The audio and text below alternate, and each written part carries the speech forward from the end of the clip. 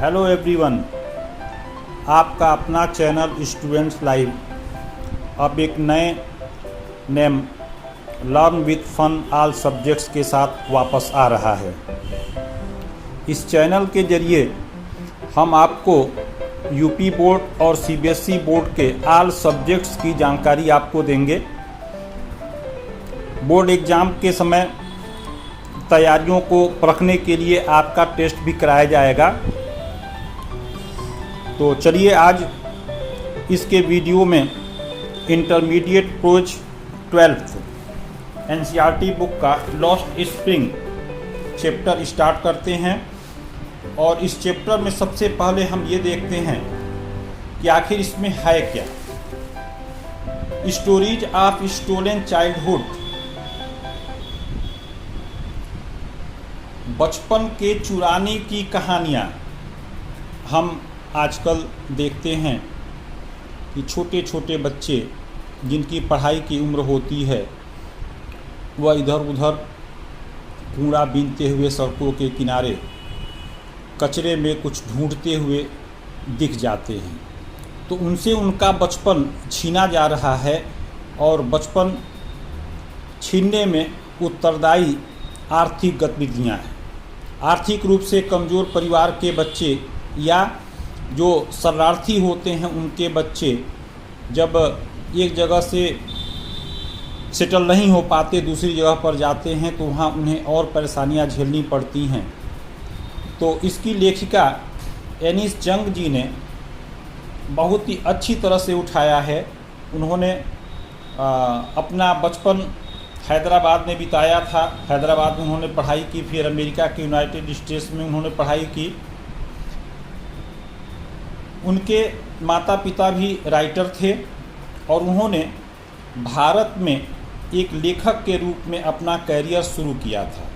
और उनकी ये जो चैप्टर लिखी हुई है लॉस्ट स्प्रिंग, वह बचपन के बारे में है कि बच्चों का बचपन कैसे ख़राब हो रहा है और जिन बच्चों को पढ़ने की उम्र होती है वे पढ़ाई नहीं कर पाते बल्कि इधर उधर सड़कों पर कूड़ेदान में कूड़े का जो ढेर होता है, कचरे का ढेर होता है, उसमें कुछ न कुछ ढूंढते रहते हैं। वही ये चैप्टर है। आइए शुरू करते हैं चैप्टर को। Why do you do this?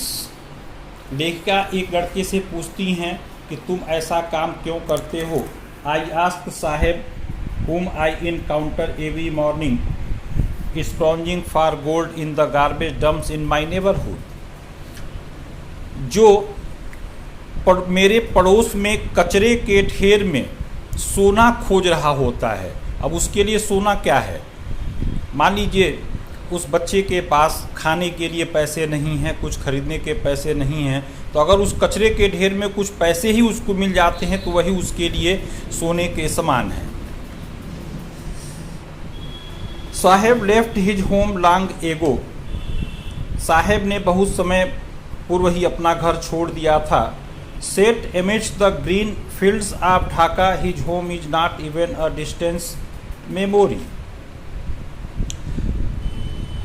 Dhaka के हरे भरे खेतों के बीच उसे अपने घर की याद अब बिल्कुल नहीं आती। अब क्यों याद नहीं आती? कि there were many storms that swept away their fields and homes, his mother tells him. उसकी माँ उसे बताती हैं कि बहुत से तूफान आए जो उसके खेतों और घरों को नष्ट कर गए। That is why they left, इसीलिए उन्होंने घर छोड़ दिया। Looking for gold in the big city where he now lives. और अब वे सोने की खोज में बड़े शहरों में आ गए जहां अब वे रहते हैं। I have nothing else to do, he mutters looking away. दूसरी तरफ देखते हुए साहेब बड़बड़ा उठा कि मेरे पास इसके अलावा करने को और कोई काम नहीं है। तो लेखिका कहती हैं कि गो टू स्कूल, स्कूल जाओ। आई से ग्लेबली realizing immediately how hollow the advice must sound। मैंने तो यह बात बहुत ही सहज भाव से कह दिया, लेकिन लेखिका ने तुरंत महसूस कर लिया कि उनकी सलाह बहुत ही खोखली है। There is no school in my neighbourhood, मेरे पड़ोस में कोई स्कूल नहीं है। व्हेन दे बिल्ड वन, जब वे बनाएंगे, आई विल गो, मैं निश्चित रूप से जाऊंगा। अब लेखिका पूछती हैं कि if I start a school, कि यदि मैं एक स्कूल स्टार्ट करती हूँ, विल यू कम, क्या तुम आओगे?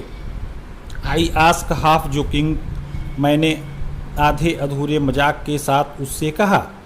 यस, हाँ, ही सेज स्माइलिंग ब्रॉडली, वह खुलकर हंसते हुए बोला। अ फ्यू डेज लेटर, कुछ दिनों के बाद, I see him running up to me, मैंने उसे दौड़कर अपने पास आते हुए देखा। इज योर स्कूल रेडी, क्या आपका स्कूल तैयार हो गया है? It takes longer to build a school, एक स्कूल का निर्माण करने में लंबा समय लगता है। आई से impressed eight having made a promise that was not meant, मैंने अपने झूठे वादे पर लज्जित होते हुए कहा। But promises like mine abound in every corner of his bleak world, पर उसके रूखे जीवन का हर कोना ऐसे ही वादों से भरा पड़ा था जो कि मैंने भी उससे कभी किया था कि मैं स्कूल बनाऊंगा तो क्या तुम पढ़ने आओगे। आज के वीडियो में बस इतना ही। अब शुरुआत हमने कर लिया है, तो learn with fun all subjects channel को आप सब्सक्राइब करें। आपको सारे सब्जेक्ट्स की जानकारी 9th से लेकर 12th तक NCERT बुक्स की यूपी बोर्ड और CBSE बोर्ड के पैटर्न की मिलती रहेगी। Thank you.